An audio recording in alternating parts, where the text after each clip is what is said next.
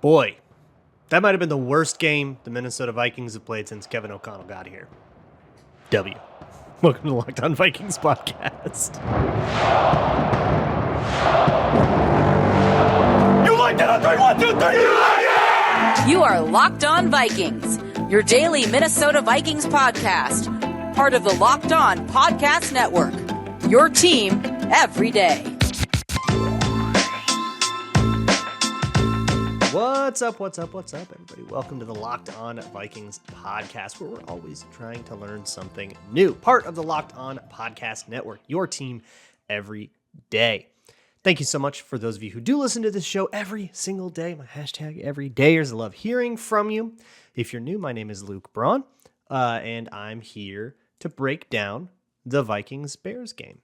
You can find this show wherever you find your favorite podcasts, whether it is any audio listening app, such as the SiriusXM app, where you can also listen to live home broadcasts of all of the games.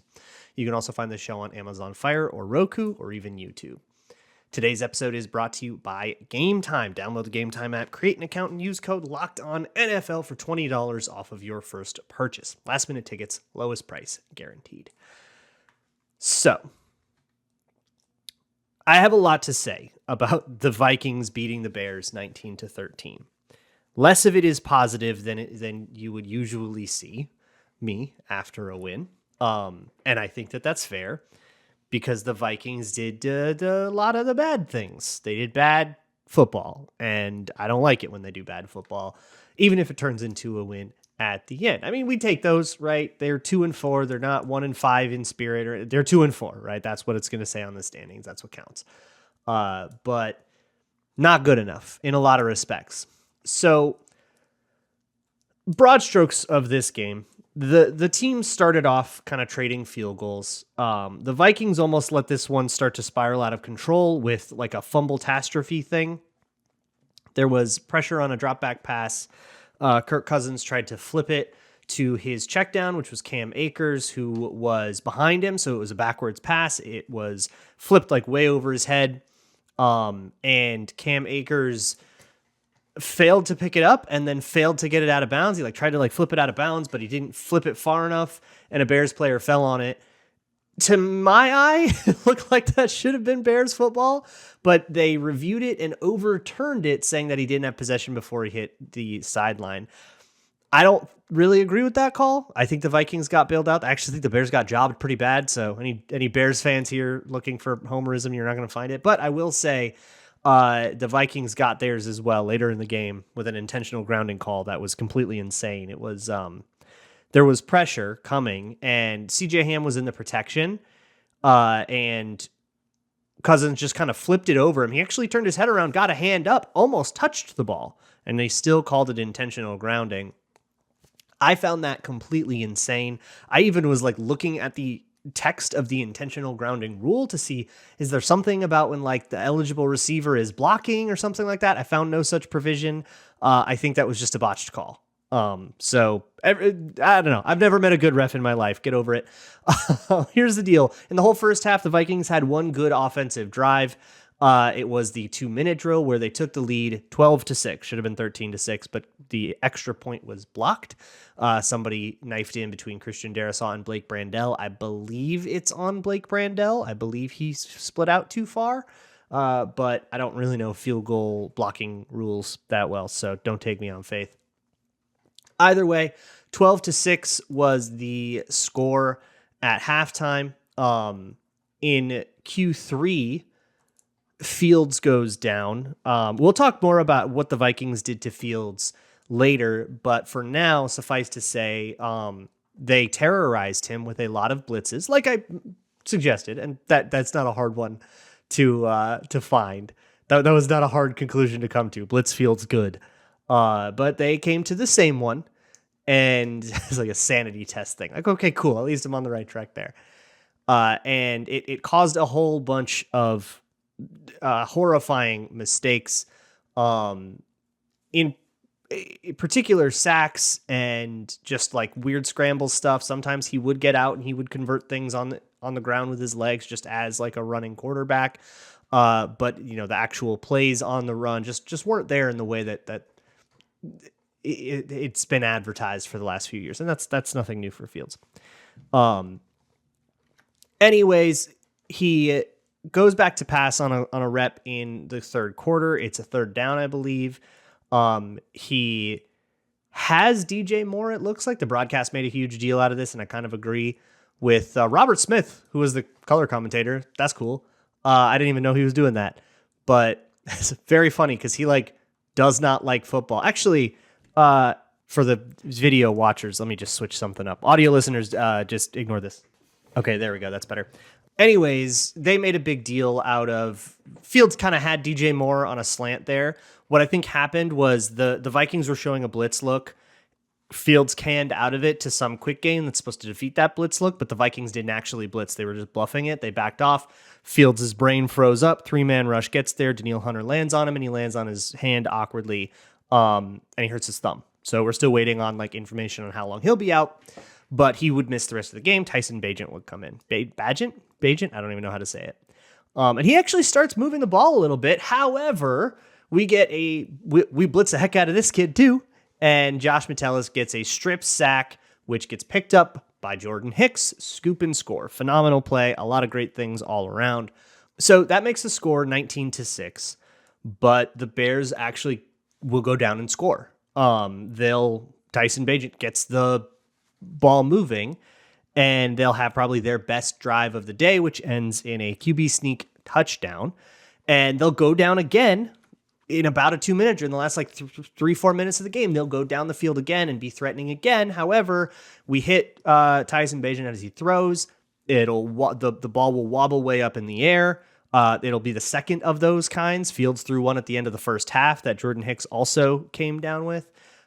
This one will be Byron Murphy's. He catches it, starts running back, actually tries to Euro step somebody with bad ball security and gets stripped, but it bounces right back to him and he ends up recovering it. Really, really lucky break there, but I guess fumble luck wise, we were owed that. So whatever. And just come on, dude, hold on to the ball. And from there, the Vikings will run the clock out. Here's the thing. That game sucked. The Vikings sucked. The Bears sucked. Everything sucked. It was not fun to watch your team play as poorly as they played. The offense was terrible. The defense was good in some respects, but also got bailed out by turnovers in some respects. The Vikings have now won by a touchdown in 2 games where they got scooping scores, although I will say against offenses that are susceptible to that, which, I mean, it's not like they deserve to win, right? It's just not good. And usually for people who've been listening to me for a long time, this is going to feel a little different because when the Vikings win these ugly games, I always say, hey, winning ugly is winning. You don't give them back. You're up at the end of the game. It counts in the win column. The league's not going to vacate this win because it wasn't pretty enough, right? No BCS style points. And I just, for whatever reason, don't feel the same way today. And I don't know what's with that. Maybe it's just that, it's not for a lot of people, a lot of people are disappointed because this hurts their draft position. I couldn't care less about the draft position. We'll talk about draft position when it's actually draft season. I do not care where they're drafting right now. Part of what plays into that is you got to be consistent, right? Or you will lose to bad teams if you are a bad team yourself. And right now the Vikings look like a bad team. So yeah, they got the win in the win column, and it does count. And, moral defeats are just as useless as moral victories. But I think looking forward at the Vikings, they have to be better than they were today. And they know that for sure. Kevin O'Connell said that plenty of different ways.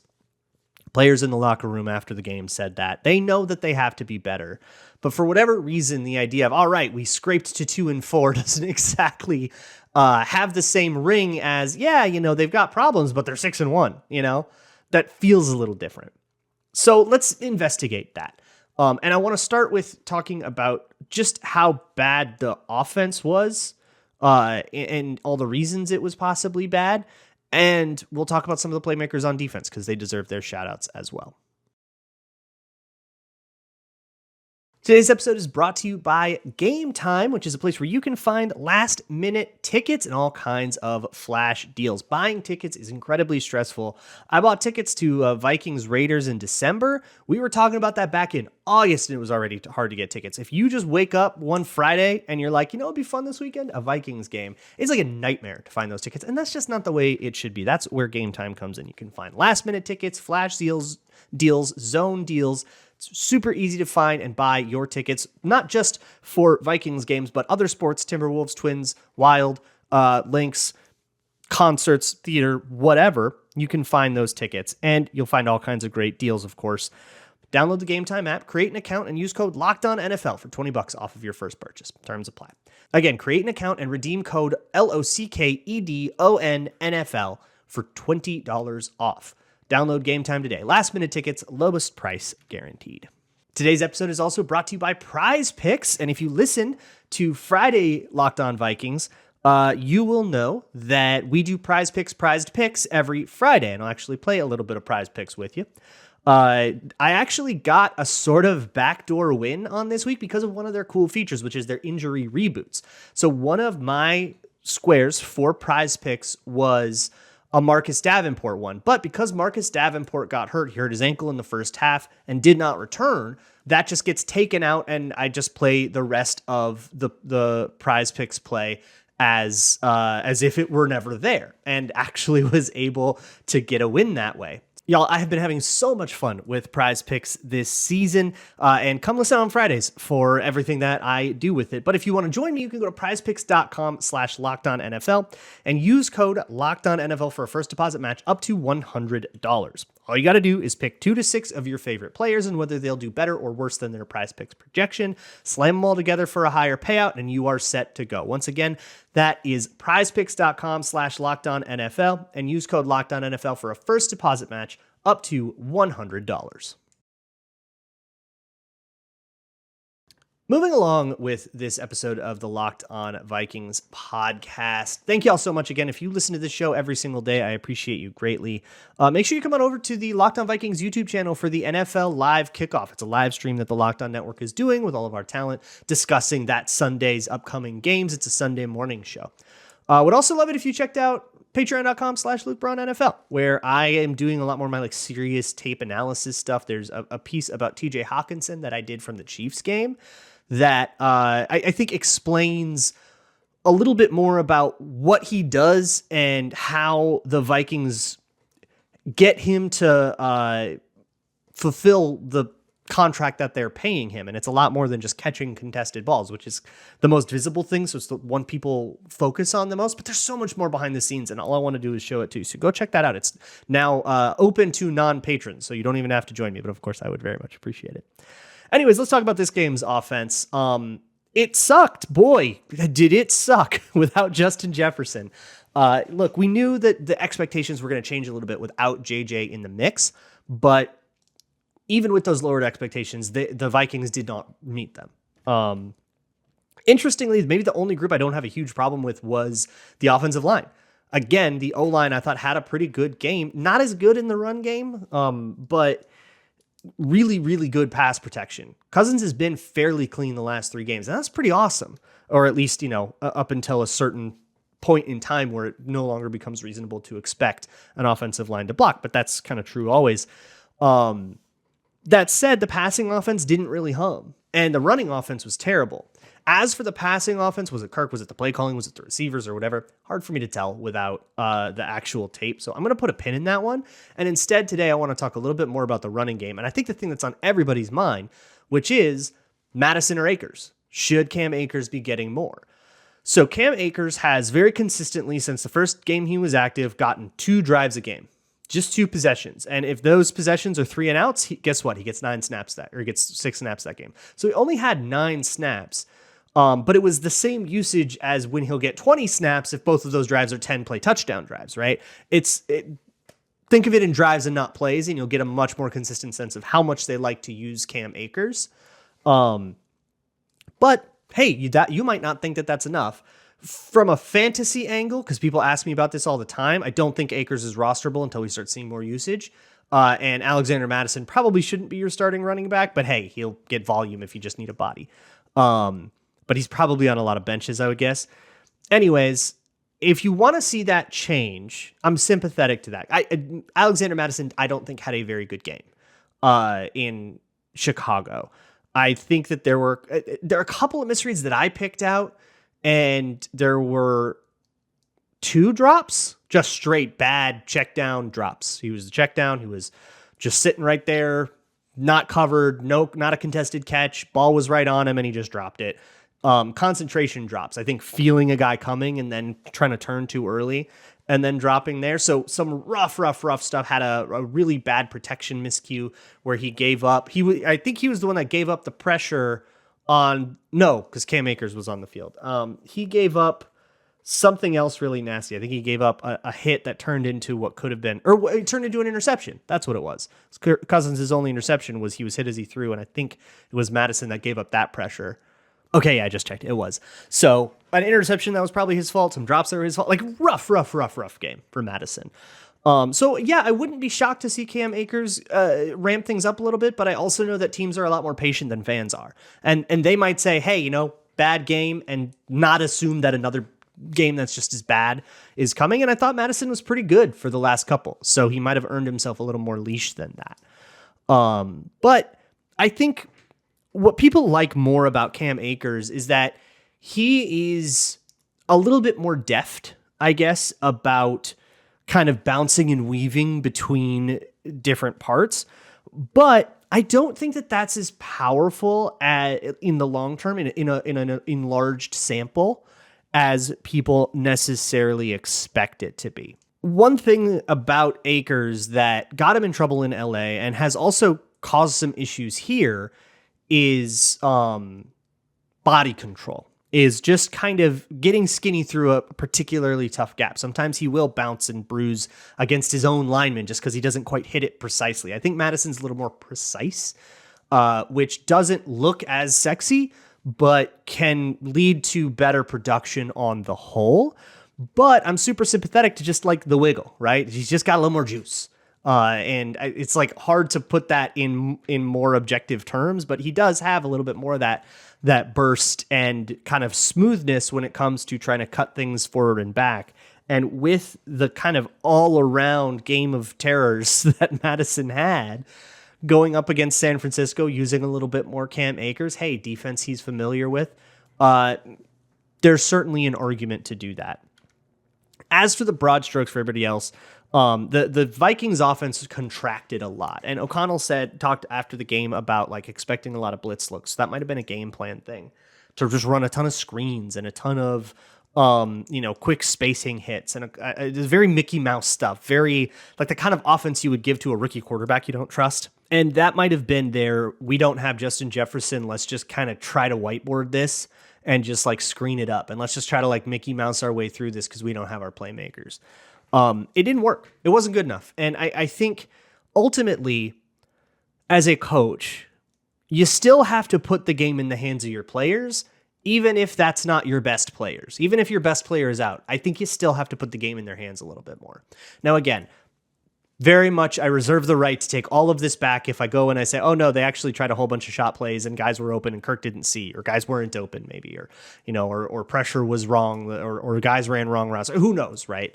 I reserve the right to take all of that back, but I do think that the amount of sort of quick game, let's make this a play Kirk Cousins has no influence on, too much of that, I think, even if you're worried that he's not going to have JJ, right?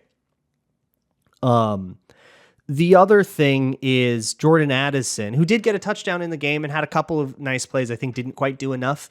I think KJ Osborne stepped up more, to be honest with you. He got a couple of really clutch receptions. TJ Hawkinson got a couple of clutch ones. He had another outside of frame failed contested catch, which is really annoying. He did have a successful contested catch going over on a middle search, which is really tough against single high, which is what they saw.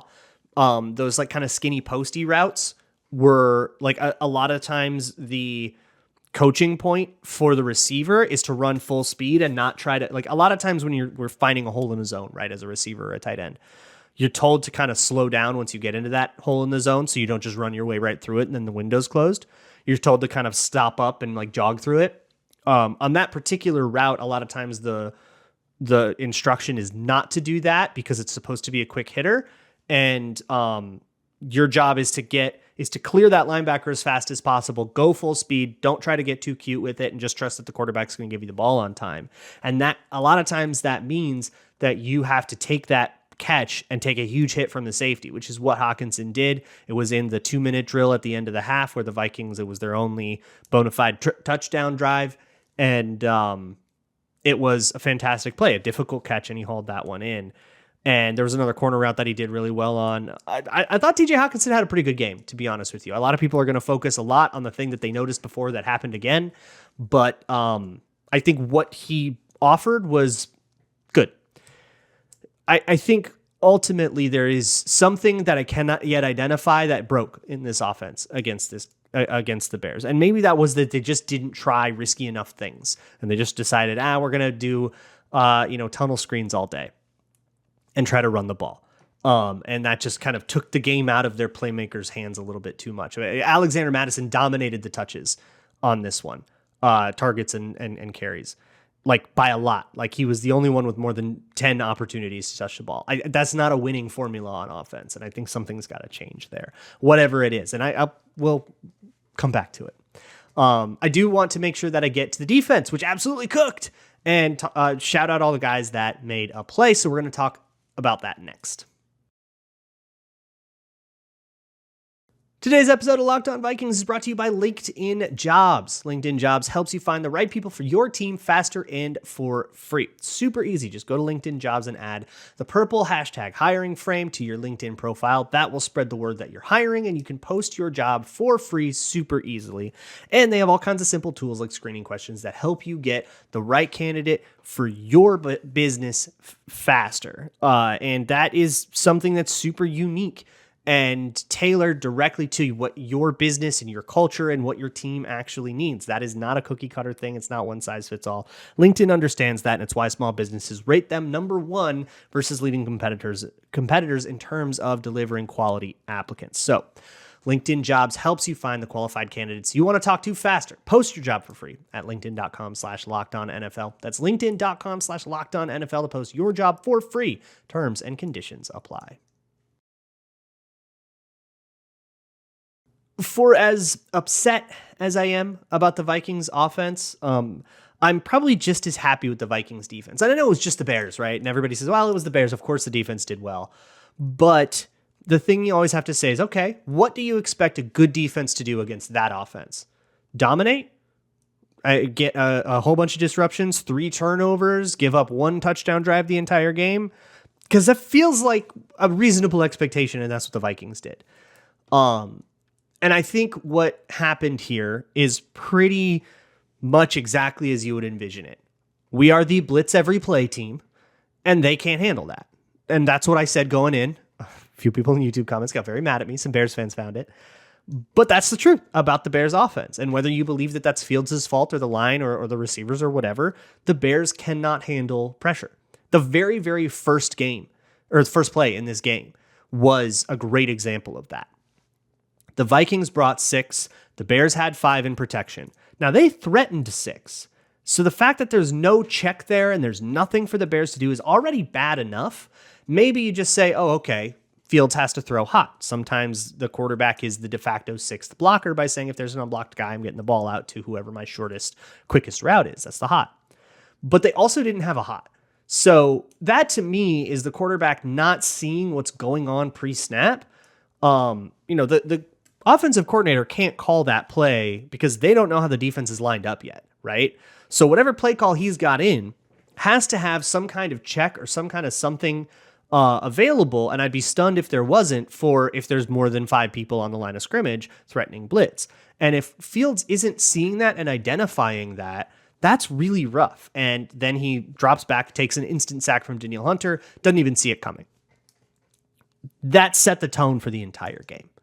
And I mean, how many guys stepped up and made a play? I was yelling at the offense from this chair the whole time, watching it on my computer. Like, Somebody step up and make a play. Come on, somebody make a play. Can someone please make a gosh darn play? And on defense, how many guys stepped up and made a play? I mean, Josh Metellus with the strip sack, which he beat a tackle to do that. This is now the second game where we've had a safety beat an offensive tackle for what was functionally a game-clinching score or a game-clinching sack for a turnover.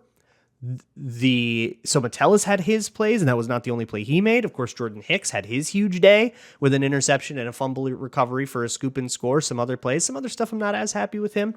But undeniably an awesome day at the office for Jordan Hicks. Danielle Hunter had his. DJ Wanham had it was Wanham on that first sack, not Hunter. Wanham had his first one. Or had terrorized the Bears because I guess DJ Wanham owns Soldier Field. We have never lost at Soldier Field since drafting DJ Wanham. How crazy is that? And he's had like an outsized impact on like all of those games. I don't know. He should be a Bear. He just rules there. There were big hits from Cam Bynum, who had his impact. Also 9 tackles on the game for him. What about Byron Murphy with the big interception and also a couple of great plays? Caleb Evans had a couple of amazing plays on like bubble screens and stuff. That is what the Vikings have been seeing a lot is bubble screens or spear screens, smoke screens. All similar versions of kind of the same idea, which is quarterback takes the ball, throws an immediate pass to somebody out on the sideline who's now supposed to make a play with blockers in front. Whether that guy's going to work inside where there's linemen coming or whether that's wide receivers out there, whatever, that's the variant.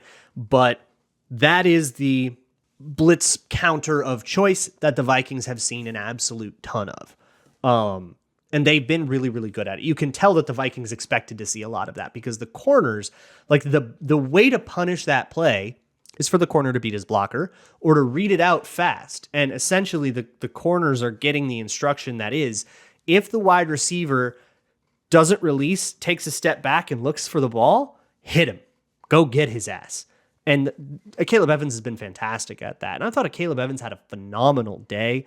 He was in and out of the game. I don't know if there was other injury stuff. He wasn't on the injury report headed into the game, so I don't know if something aggravated or if they were just taking it easy with him just out of a sense of caution, or if he got hurt again was something else that we'll find out about later. But either way, Andrew Booth rotated in. We actually got some Booth, and I think we got as much Asamoah as we've had this year. So those guys got in. Lewis Seen, healthy scratch. Not as great there, but hey, the two guys that are getting in, and I thought Booth did okay. He gave up one where he was playing a little bit too far off. He turned his hips a little fast on another one, and it was on the second half drives with Tyson Bagent that he just got. It was a dump off to I think Cole Kmet where Andrew Booth turned his hips and then had to like turn all the way around and come back. And by that time, the tight end could get the first down. But like, I have to list off specific plays to find the things that I thought Andrew Booth did poorly. And none of them were particularly egregious. They were mistakes, but they weren't the worst thing you ever saw.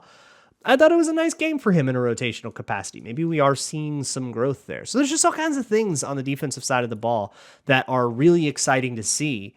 And the ultimate takeaway is, okay, against these slow, clunky offenses like Carolina or Chicago or Minnesota, if I'm being honest, maybe that explains training camp, but against these sort of clunky, slow offenses that just don't execute their stuff quickly enough from snap to snap, the Vikings defense presents ways to uber omega punish that and cause mistakes and turnovers and bad negative plays and put you in 3rd and 20s.